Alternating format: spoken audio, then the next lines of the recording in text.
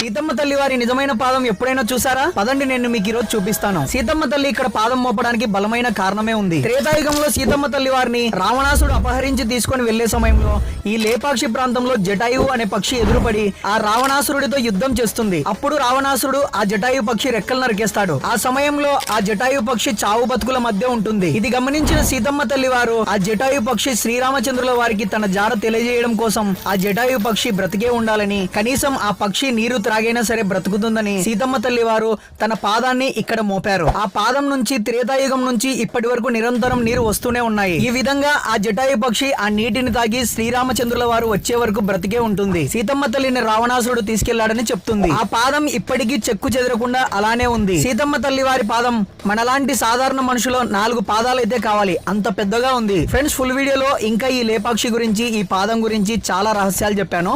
ఆ వీడియో చూడాలనుకుంటే ఇక్కడ క్లిక్ చేయండి.